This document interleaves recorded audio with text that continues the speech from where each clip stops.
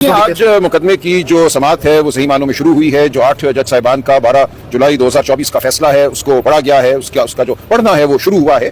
और देखिए फैसला था क्या, ये अहम है कि पाकिस्तान के अवाम को मालूम हो कि फैसला क्या था। फैसला ये था कि पीटीआई के जो अरकान थे, जो पीटीआई के उम्मीदवार थे, उनको गलत तौर पर इलेक्शन कमीशन ऑफ पाकिस्तान ने आज़ाद उम्मीदवार करार दिया। इलेक्शन कमीशन ऑफ पाकिस्तान ने गलत तौर पर पीटीआई को बतौर जमात इलेक्शन में हिस्सा लेने से रोका।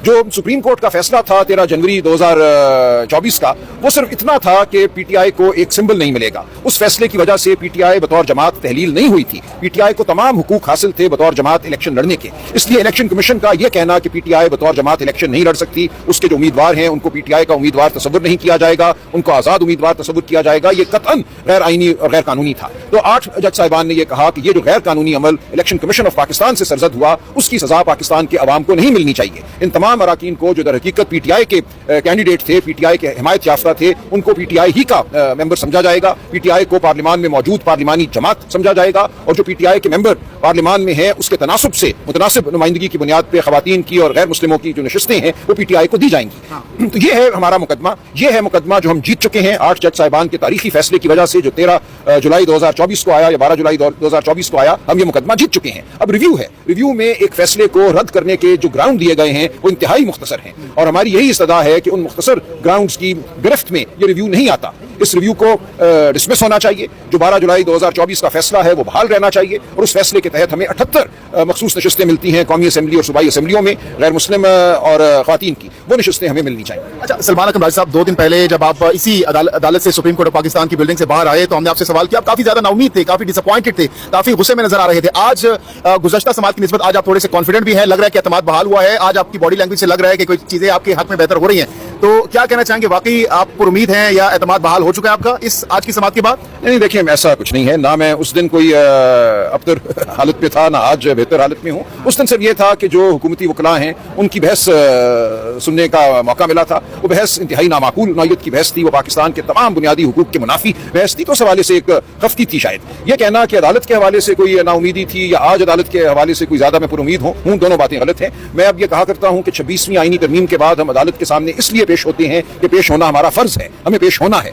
इसका उम्मीद से कोई ताल्लुक नहीं है। यही अदालतें हैं जो हमें मुयस्सर हैं। हमारी जान, माल, जिंदगी, इज्जत सब इन्हीं अदालतों के हाथ में दे दी गई है 26वीं आईनी तरमीम के बाद। तो हमने इन्हीं अदालतों के सामने पेश होना है। लेकिन बिलाखिर जो अदालत सबसे बड़ी हमारे लिए है जमीन पर, वो अवाम की अदालत है। अवाम की अदालत के सामने हम अपना मुकदमा रखते रहेंगे। यहाँ कुछ भी फैसला हो हम अवाम को आगाह करते रहेंगे कि उनके हुकूक क्या हैं। हफीजुल्लाह नियाज़ी साहब ने कहा है कि 5 जून को खान साहब की बेल हो जाएगी और कुछ साफी हज़रात भी क्लेम कर रहे हैं कि खान साहब ईद से पहले रिहा हो जाएंगे। कितनी सदाकत है इन खबरों में आपको? देखिए मैं इस बारे में कुछ नहीं कहना चाहूंगा। ऐसा हो जाए तो बहुत अच्छी बात है, बहुत हम खुश होंगे, लेकिन मैं कोई पेशगोई नहीं ऐसा होता हुआ नजर आ रहा है मौजूदा सर्कमस्टांसेस में। कुछ नहीं कह सकता। देखिए हर दिन को हम लेते हैं, उस दिन जो वाकयात होते हैं उनसे मामला करते हैं। आइंदा क्या होगा, कौन क्या करेगा, मनसूबा साजों के जहनों में क्या चल रहा है, मैं उस बारे में कुछ नहीं। हमजा साहिबा के हवाले से रात से सोशल मीडिया पर काफी बहस छिड़ी हुई है कि उन्होंने उन लोगों से, उन अरकान से ये जवाब तलब किया है, शो कॉज नोटिस जारी किया है जो कि यहाँ पर खान साहब की पेशी के हवाले से जो समात थी उसमें नहीं आए थे। अब उनके खिलाफ भी कार्रवाई शुरू कर दी गई और कहा जा रहा है कि विद इन पार्टी उनके खिलाफ कोई उबाम है कि भाई उनके खिलाफ कोई साजिश हो रही है। क्या ऐसा ही है, उनके खिलाफ कोई साजिश हो रही है? देखिए पार्टी के अंदर गुफ्तगू होती रहती है मुख्तलिफ मामलात के हवाले से, उसको बढ़ावा नहीं देना चाहिए।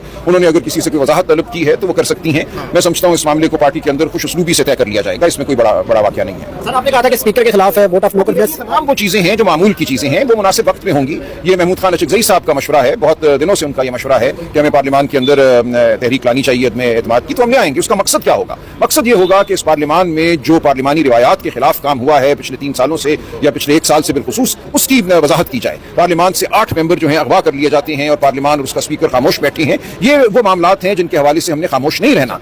मारगला की पहाड़ियों पर टेंट लगाने के हवाले से इस वक्त पीटीआई के अंदर ये सोच पाई जा रही है, तो अगर पहाड़ों पर आप लोग बैठ जाएंगे, टेंट लगा लेंगे, ये जुनैद अकबर खान साहब ने यहीं पर हमसे गुफ्तगू करते करता हूँ गौर कर रहे हैं इस पे। देखिए ऐसी तमाम बातें जो हैं काबिल गौर भी हैं, काबिल अमल भी हैं। मकसद क्या है? हम कहीं पे भी जाके बैठे, इससे फर्क क्या पड़ेगा अगर पहाड़ों पे आप लोग बैठ जाते हैं? देखिए फर्क किस चीज से पड़ता है? एक जिंदा कौम जो है, एक रियासत जिसमें आईन और कानून हो, जिसमें शराफत हो, वो सुनती है आवाम की राय को। ये जरूरी नहीं होता कि आप एक जत्था लेकर आए और किसी इमारत पर हमला कर दें तो फिर आपने प्रोटेस्ट किया। प्रोटेस्ट और एहतजाज के पैराए हैं, खामोश प्रोटेस्ट होता है, भूख हड़ताल होती है। आप अपनी आवाज जो है लेकर आते हैं सामने, आप अपनी अददी अक्सरियत का इजहार करते हैं। अगर 2-4 लाख लोग एक जगह आके बैठ जाते हैं तो तमाम दुनिया में निजाम हिल जाता है। कोई निजाम ऐसा नहीं है कि वो 4-5 लाख लोगों के इज्तिमा को देखकर मुतासिर हुए बगैर रहे, तो ये होगा, हम उस जानिब बढ़ेंगे, हम सड़कों पे चलेंगे, क्योंकि सड़कों पे चलना हमारा बुनियादी हक है। आइन का आर्टिकल 15 हमें ये हक देता है। हमने आज़ादी हासिल की सड़कों पे चल के। आप 1947 से पहले की तारीख देखें, किस तरह की जद्दोजहद हुई थी। हमले नहीं होते थे कि मुसल्लह गिरोह आकर पुलिस स्टेशनों पे या दीगर इमारतों पे हमला नहीं करते थे। पूरी तहरीक आज़ादी एक अखलाकी तहरीक थी। वो एक ऐसी तहरीक थी जहाँ निहत्ते लोग सड़कों पे चलकर आवाज बुलंद करते थे, बोलते थे, पत्थर नहीं मारते थे, गोलियां नहीं चलाते थे। तो आवाज बुलंद करना, अपने वजूद का एहसास दिलाना, खामोशी से भी अपने अपने हक का इसरार करना, तकाजा करना, ये तमाम इंसानी तारीख के वो तरीके हैं जो इंसानों ने बार बार इस्तेमाल किए हैं अपनी तहरीक चलाने के लिए, अपने हुकूक मांगने के लिए। साहिबजादा हामिद रजा साहब ने आपकी बात कहा है कि इस दफा जो तहरीक होगी वो तहरीक अभी आधे रास्ते में होगी कि पीछे से इस्तीफे भी आ जाएंगे और हमें जो तहरीक को वापस जानी पड़ेगी और हमारे मुतालबात भी पूरे हो जाएंगे। कितने पुरुमीद है आप इस चीज को लेकर? देखिए, सब कुछ मुमकिन है अगर तो निजाम में जरा सी भी शराफत की रमक हो, निजाम में अगर जरा सी भी आवाम के हवाले से कोई हमदर्दी हो। हमदर्दी से मेरा मतलब ये है कि आवाम को इंसान समझता हो अगर हमारा निजाम, तो आवाम की राय के सामने हर निजाम को दोजानू होना पड़ता है। मखसूस शिस्तों के लिए कोशिश कर रहे हैं, लेकिन खबरें आ रही है कि जो आपके ऑलरेडी मैनेज है उनको नहल करके 25 से 30 मैनेज को बढ़ाई जाएगी। निजाम जो है एक ढकोसला है। ये तमाम निजाम फॉर्म 47 के बाद फरेब का निजाम है। ये फरेब की बस्ती है। इस फरेब की बस्ती में हमने सच बात करनी है, हमने हक का नारा लगाना है, हम वो करते रहेंगे। सीटें हमारी 10 हों 100 हों, इससे कोई फर्क नहीं पड़ता।